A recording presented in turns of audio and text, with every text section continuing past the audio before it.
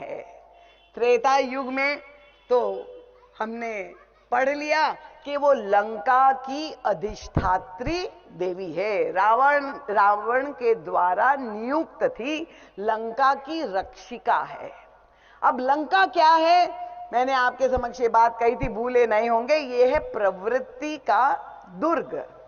सुप्रवृत्ति लंका दुर्ग विनय पत्रिका में गोस्वामी तुलसीदास जी कहते, जहां प्रवृत्ति की पराकाष्ठा है, a nation of heightened activity, पराकाष्ठा, और उसका परिणाम क्या है, उनका इतना विकसित राज्य है, 10 दिशा में निरंतर प्रगति हो रही है। ऐसा प्रगतिशील राष्ट्र किस दिशा में, रावण द्वारा शासित लंका का मैं वर्णन कर रही हूं। बालकांड में गोस्वामी तुलसीदास जी ने कहा, सुख संपत्ति सुत सेन सहाई जय प्रताप बल बुद्धि बढ़ाई, नित नूतन जहां बाढ़त जाए।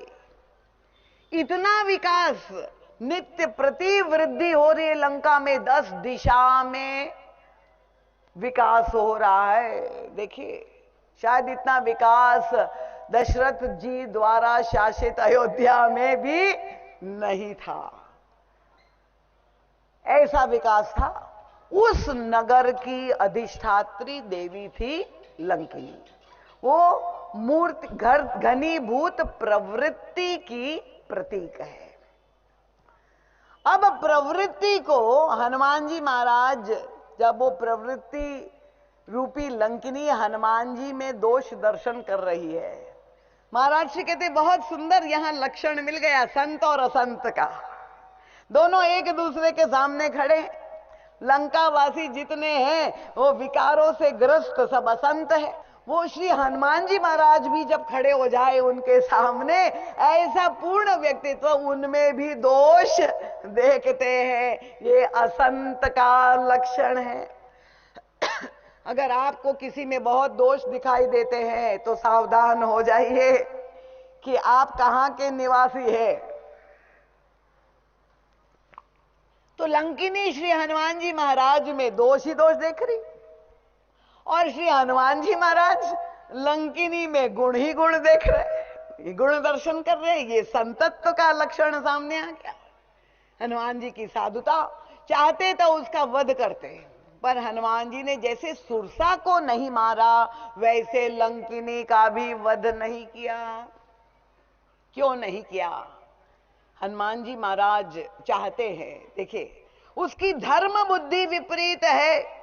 हनुमान जी ने मुक्के का प्रहार सिर पर क्यों किया? क्योंकि ये मति जो है यही विचार का केंद्र है, और अगर वहां पर कोई भ्रांति है उस पर प्रहार किया, और उसका परिणाम क्या हुआ कि उसके मुंह से रक्त निकल गया, वो मूर्छित हो गई, सावधान होकर के खड़ी हो गई, और फिर श्री हनुमान जी को प्रणाम करके सत्संग के द्वारा परिवर्तन तात्कालिक हो गया। जो हम हनुमान चालीसा में कहते, कुमति निवार सुमति के संगी, ये लंकिनी की कुमति नष्ट हो गई, और वो हनुमान जी को जो शठ कह रही थी, अब भगवान के दूत के रूप में प्रणाम कर रही है, उसकी मति सुमति बन गई। महाराज जी कहते सत्संग का इससे सुंदर दृष्टांत पूरे रामचरितमानस में नहीं मिल सकता। और अगर लंका में रहने वाली लंकिनी का परिवर्तन हो सकता है सत्संग से, तो क्या इंदौर वासियों का नहीं होगा? होगा कि नहीं होगा? श्री हनुमान जी महाराज जी कहते हैं सत्संग, ये लंकिनी को जो सुख मिला, सर्वोच्च सुख, जहां सारा ऐश्वर्य, इतनी संपत्ति, सारा स्वर्ण, सारा सौंदर्य, किसी भी भौतिक वस्तु का अभाव नहीं। आप कल्पना कर लीजिए, किसी भी प्रकार का अभाव जहां नहीं था, उन सारे सुखों को भोगने वाली लंकिनी कह रही, आपके साथ एक क्षण का जो सत्संग हुआ, उससे जो सुख मिला उसकी तुलना ही नहीं। वो कौन सा सुख है जो लंकिनी को मिला? महाराज श्री कहते उत्तरकांड में आप चलिए, वहां सप्त प्रश्न प्रसंग में प्रश्न पूछा गया है, बड़ दुख कवन कवन सुख भारी, संसार का सबसे बड़ा सुख क्या है? और उत्तर में काकभूषण जी महाराज कहते हैं, संत मिलन सम सुख जग नाही। श्री हनुमान जी महाराज संतत्व के घनी रूप, ये संत का दर्शन हुआ और उससे जो लंकिनी को धन्यता का बोध हो गया वो परिवर्तित हो गई। और हनुमान जी महाराज ने उसका वध नहीं किया। इसका तात्पर्य क्या है? हनुमान जी महाराज बताना चाहते हैं क्योंकि लंकिनी मूलतः बुरी नहीं थी, ब्रह्मा के द्वारा वो रचित सृष्टि, उस समय उसका जन्म हुआ था और तब ब्रह्मा जी ने उसको लंका की रक्षिका नियुक्त किया था और साथ में भविष्यवाणी कही थी कि ये पहले देवताओं का शासन लंका पर होगा, उसके बाद यक्षों का होगा और अंत में राक्षसों का शासन होगा। अब ये सुन के लंकिनी बड़ी घबरा गई और जो है व्याकुल हो गई। तब ब्रह्मा जी ने कहा कि चिंता मत करो, जब एक बंदर आएगा और जब वो लंका को जला देगा तो समझ लेना कि अब राक्षसों का अंत होने वाला है। तो ये भूल गई थी, विस्मृत हो गई।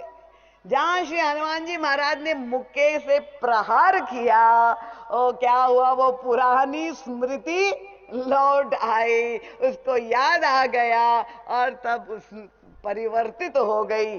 अब उसने कहा, प्रविश नगर की जय सब खाजा, हृदय राखी कौशलपुर राजा।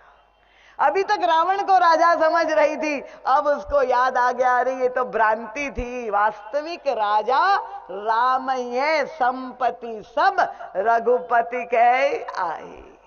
महाराज श्री कहते ये बहुत सुंदर आदर्श सत्संग का दृष्टांत हमें मिल गया। और हम और आप अगर साधक है तो अपने साधना को टटोलना और परीक्षा के हम कितने आगे बढ़े। अगर हमने सत्संग किया है तो ये 4 लक्षण हमारे जीवन में आने चाहिए, तब तो आप सही मार्ग पर सत्संग सही गुरु से कर रहे हैं। पहला क्या, महाराज श्री कहते हैं, रंकिनी के मुंह से रक्त निकला। ये रक्त निकलना बहुत आवश्यक है अगर आप सत्संग में जाते हैं तो। अब आप कृपा पूर्वक घबरा मत जाइए कि दीदी माँ कहने वाली अब यहां आप सबका रक्त लिया जाएगा, ब्लड डोनेशन किया जाएगा। ये रक्त नहीं, शरीर में आपके जो रक्त है वैसे हमारे मन में भी राग का रक्त है। राग का मतलब आसक्ति, सांसारिक भौतिक वस्तुओं से जो ये माया मोह दृश्य प्रपंच है उसमें हमारा राग जो फैला हुआ है, वो मन में जो राग है वो ही मन का रक्त है। तो अगर आप सत्संग में जा रहे हैं, नियमित रूप से राम मंदिर में आ रहे हैं, कथा श्रवण कर रहे हैं और आप कह दे अब बहू नहीं पोता बहू आ गई घर में, पर अगर कमर में से चाबी का झल्ला निकल नहीं रहा है तो आप समझ लीजिए कि आपकी आसक्ति अभी भी उसी में केंद्रित है। राग कम होना चाहिए। एक दिन में परिवर्तन नहीं होगा, पर धीरे धीरे करके आपको अपने को वृत्तियों को समेटना शुरू करना चाहिए। तो राग का रक्त कम हो, पहला लक्षण फल सत्संग में जाने का। दूसरा लक्षण महाराज श्री कहते हैं कि लंकिनी जब गिर पड़ी, मूर्छित हो गई और मूर्छित होने के बाद खड़ी हो गई तो और ही स्वस्थ हो गई। अब आपके मुंह से रक्त निकले तो आपको तो कमजोरी लगेगी, हॉस्पिटल ले जाएंगे, भाई रक्त चढ़ाना पड़ेगा।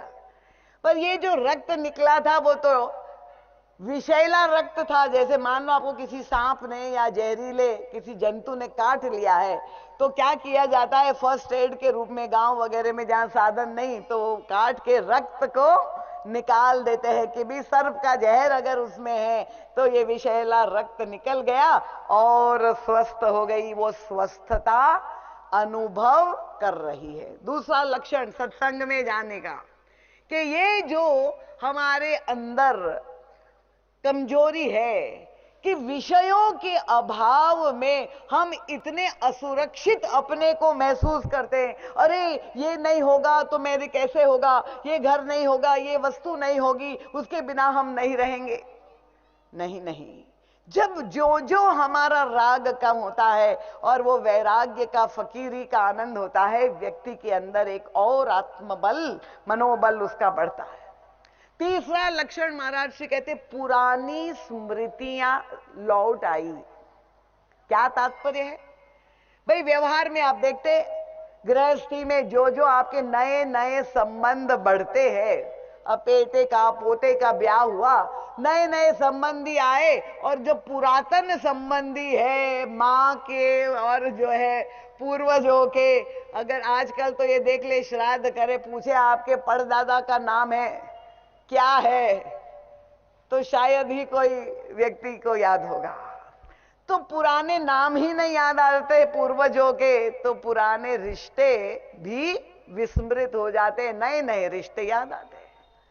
तो व्यवहार, ये मायामय जगत में रहते हुए जीव नए नए रिश्ते में उलझ जाता है, और जो सबसे पुराना संबंधी है हमारा कौन है?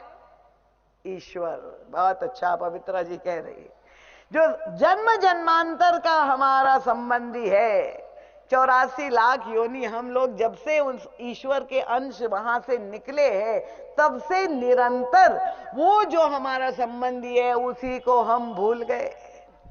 तो जब आप सत्संग में जाते हैं तो संत आपको स्मरण दिलाते हैं कि ये जितने रिश्ते नाते हैं वो खोखले हैं, वास्तविक संबंध अंतिम समय में कौन आएगा, वो ही आपके जन्म मृत्यु का साथी है। उनको भज लो, उनको याद कर लो। अगर उनका नाम याद रह गया, अब भागवत की कथा सुनते हैं, नारायण नाम ही मुंह से निकल गया और उसका बेड़ा पार हो गया।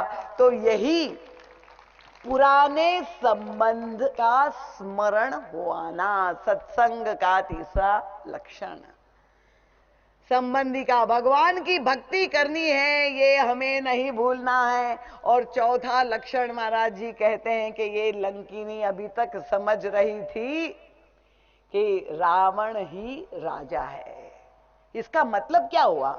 अब वो कह रही नहीं, राम ही राजा है। तो प्रवृत्ति को नष्ट नहीं करना है। कुछ लोग कहते हैं अरे भजन भक्ति में जाए, साधुओं के पास जाए, घर बार सब छूट जाए, अभी धंधा व्यापार कौन करेगा? अरे भगवान की भक्ति का ये कहीं से मतलब नहीं कि आप अपने प्रियजनों को छोड़ दो या घर बार छोड़ दो। ये भगवान श्री राम और रामचरितमानस तो कम से कम नहीं सिखाता। आप गृहस्थी के बीच में रह करके ये प्रवृत्ति की नगरी में शांति रूपा भक्ति रूपा सीता जी के खोज की यात्रा है। हनुमान जी महाराज तो पूरी तरह से निवृत्तिमान है, उनके तो व्यक्तित्व में कोई प्रवृत्ति नहीं। पर ऐसे निवृत्ति के आचार्य को प्रभु ने कितना कठिन कार्य किया है। जंगल में जाके शांति भक्ति नहीं पाना है, लंका में जाकर के शांति को खोजना है। और इसका मतलब क्या हुआ? प्रवृत्ति को मिटा नहीं देना है, पर आपकी प्रवृत्ति पर शासन किसका होना चाहिए, ये संदेश मिल रहा है इस प्रसंग से। अभी तक लंकिनी के समझ रही थी कि रावण ही राजा है। रावण कौन है? विनय पत्रिका में गोस्वामी तुलसीदास जी कहते, मोह दश मौलि तदभ्रात अहंकार। रावण मूर्तिमान मोह का प्रतीक है। तो प्रवृत्ति पर अगर मोह का शासन होगा, रावण का परिवार कौन है? वही कुंभकर्ण, मेघनाद। ये कुंभकर्ण अहंकार का प्रतीक है, मेघनाद काम का प्रतीक है। अगर आपकी प्रवृत्ति को संचालित कौन कर रहा है? अगर आप काम की, लोभ की और मोह की जो प्रेरणा से प्रवृत्ति कर रहे हैं, तो वो प्रवृत्ति अत्यंत दुखदाई होगी। पर अगर आपकी प्रवृत्ति पर शासन किसका होगा? अगर भगवान राम का शासन होगा, राम की कृपा से आपका जीवन संचालित होगा, उनके निर्देशन पे, उनके योगक्षेम में हम अपनी सारी प्रवृत्ति करेंगे। आखिर में प्रभु ने रावण का वध करके, विभीषण कौन है? वो जीव का प्रतीक है, तो विभीषण को लंका के राज्य पर स्थापित किया। तो ये जो प्रवृत्ति है हमारे जीवन में, श्री हनुमान जी महाराज बता रहे हैं कि हमें भगवान श्री राम के शासन में चलना है। रावण और मोह के द्वारा संचालित प्रवृत्ति हमारे लिए दुखदाई हो सकती है, और इसलिए ये परिवर्तन लंकिनी में हो गया। सत्संग का, संत के संग से ही ये परिवर्तन संभव हो सकता है। श्री राम किंकर